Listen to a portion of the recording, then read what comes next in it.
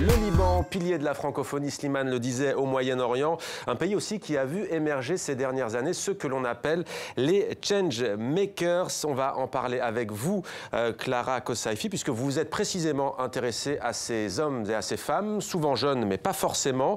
Alors d'abord, TV5 Monde, chaîne de la francophonie, change maker, c'est un anglicisme. C'est quoi au juste? Comment le définiriez-vous? Ok, donc avant de parler du terme Changemakers, je vais présenter un peu notre association pour Avieda.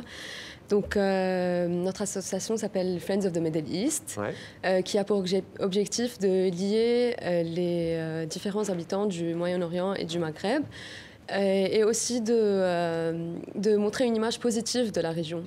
Donc, un de nos projets est un documentaire qui s'appelle Changemakers in the Arab World. Donc, un changemaker est toute personne qui crée un impact positif dans sa communauté. Donc, c'est surtout des entrepreneurs sociaux dans nos jours. Et donc, on veut montrer que ces personnes existent, même dans le monde arabe, et qu'ils veulent faire un changement. Changemakers in the Arab World, des entrepreneurs sociaux dans le monde arabe. On regarde un extrait. صحيح نحن we're change makers وبدنا نحسن وبدنا نغير، بس ايام انه كثير بنكون مضغوطين، انه البلد هو بلد تعبان، بتتعب معه، قد ما بتكون مبسوط وبدك تحسن بتتعب.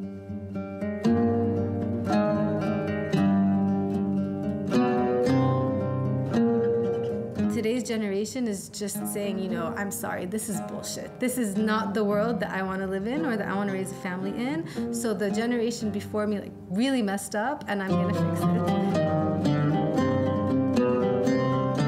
وهون موضوع الريادة الاجتماعية social entrepreneurship بالنسبة لنا هو نموذج، هو طريقة، أسلوب من أجل المواطن بدل ما يكون عم بيطالب بواسطة أو يطالب بحل، يطلع هو بحل.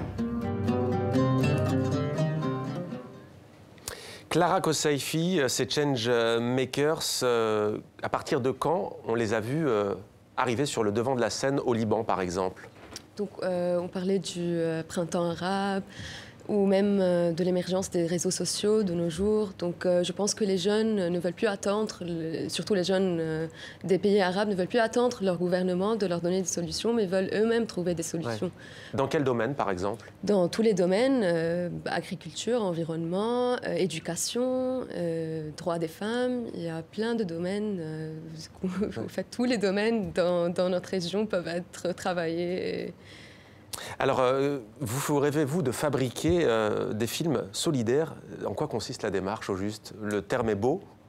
Donc voilà, ce film, c'est un documentaire que je co-réalise avec un jeune Français. Ouais. Il s'appelle Thomas Vailleux. Donc, c'est l'histoire de Thomas, un jeune Français, et moi-même libanaise, donc deux jeunes de cultures différentes, qui vont à la recherche de ces changemakers, mais qui sont juste au Moyen-Orient et au Maghreb.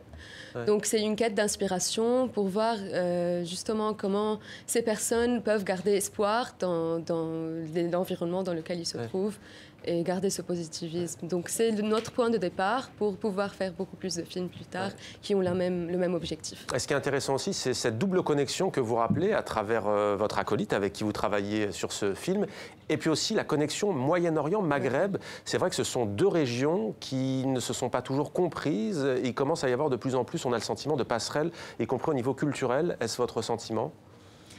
Et il commence à y avoir ça partout au monde, je vois. Donc c'est important de garder ce lien. C'est important de garder ce lien entre dans le monde entier, mais surtout au Moyen-Orient et au Maghreb, surtout dans les pays arabes. Et voilà, de garder la solidarité, je pense. Viviane Candace, avec vous, on va parler de l'Algérie. Peut-être quelques mots tout de même sur ce que dit Clara. C'est vrai qu'on a une société civile et notamment des jeunes, des entrepreneurs sociaux qui n'attendent plus que leur gouvernement agisse dans des différents domaines, droits des femmes, environnement. Mais ils ont intérêt à ne pas attendre. Et tous ceux qui ont les moyens de faire des films ou de faire de l'art ou de la musique, quelque activité culturelle qu'elle soit, c'est eux qui doivent aujourd'hui pallier au grand manque des gouvernements qui ont porté ces pays après les décolonisations et qui ont abouti tardivement à ces fameux printemps arabes.